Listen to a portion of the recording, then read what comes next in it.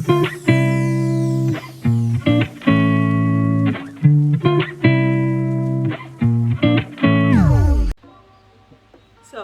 yeah, continuation of the story. So all this time, the hairdresser and the guys were in contact, right? I'm like, what? They told me yes, the hairdresser is the one that set up the guys to rob you. I was like, what? Come again? I couldn't believe it. I did not understand why she would do something like that. Like, it didn't make sense. She had kids. Why would you mess up your life just to get a gold chain and a couple $100?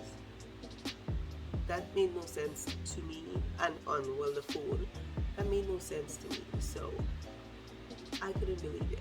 But then that same night, her dad apparently came to my house. So my dad is calling me. Hello, Ella, there's someone outside to see you. I come outside, I see your dad. He's crying, telling me the officers arrested his daughter and he wouldn't like me to press charges. He's willing to do anything. He's so sorry. He's apologizing, etc., etc. Right? So the officers arrested the two guys and they arrested his daughter. I told him there's nothing I can do. She already did what she did. I did not make the officers arrest her. I had no idea the officers even arrested her. So I told him I don't know what I can do. He told me let's go down to the station to see what. I did not trust the guy, the father, at all. But he seemed genuine. He was crying. There was somebody else on board the vehicle with a child. I assumed that was her child. We went down to the police station. I told the officers, can you guys let her go? Because I don't understand why she did what she did, but at the same time, she has a kid. I would prefer if she spend the night home with the kid and not have a kid crying over there. They told me, well, she's gonna spend the night in jail. I'm sorry.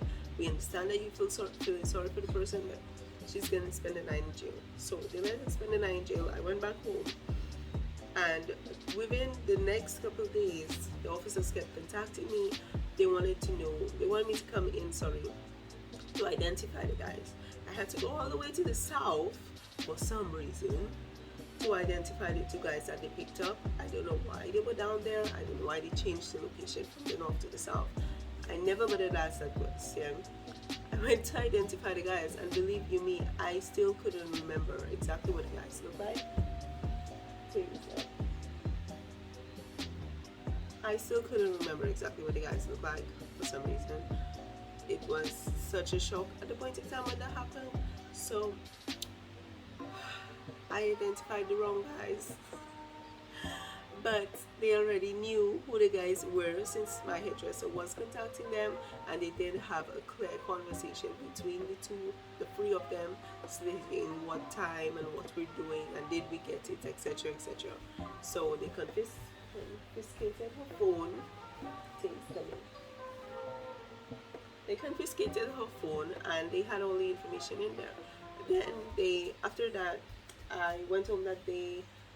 Hi baby, money, baby. It's like, huh?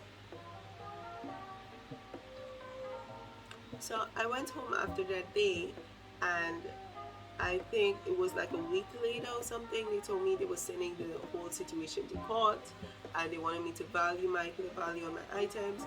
I'm like, dudes, if y'all already have my phone in custody, y'all already have my bag in custody, y'all have my phone and my bag in custody already, y'all might as well just give me my stuff and forget this whole court thing, because I know down here court goes nowhere. In a way, that's how I feel. I feel like it takes forever, and I had to travel for this summer and I just wanted my shit to leave. They told me, well, we're sorry, but it has to go to court. Okay, no problem. I gave them a value of my items. My phone, I think, was valued at $2,000. The stuff I had in my bag was like, I think I had $500 in my bag at the time, and yeah, that was it. So it valued at $2,500, right? They brought the case to court. I had to go to court, identify the guys. I did not really have to say much and go on a stand and do all of that stuff.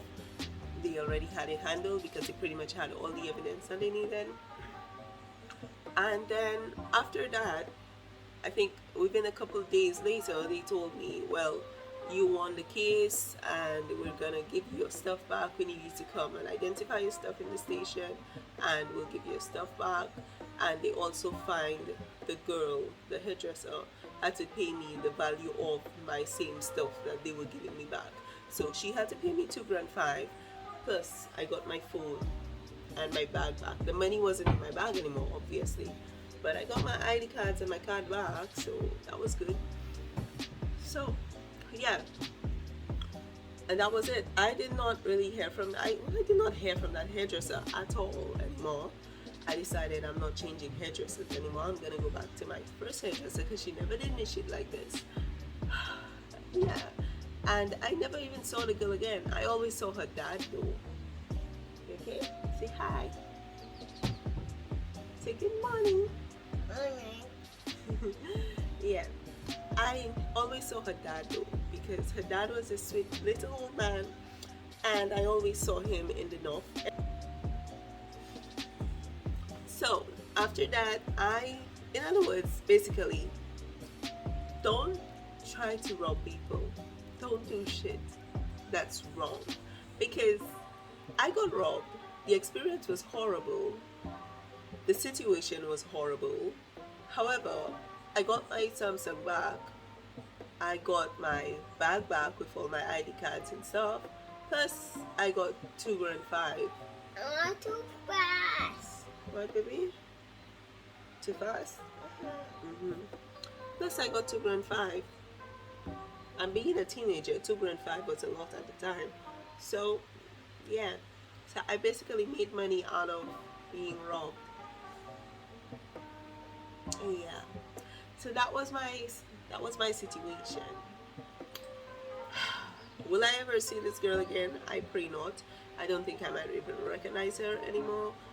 I don't really wander into those parts of the city anymore. This is particularly why I don't really go walking anywhere anymore, and why I have an elliptical in my bedroom. This bitch, you know how to get robbed again. Yeah. So, I hope you guys enjoyed this story time.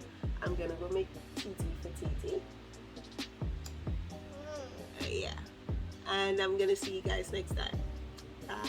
Say bye.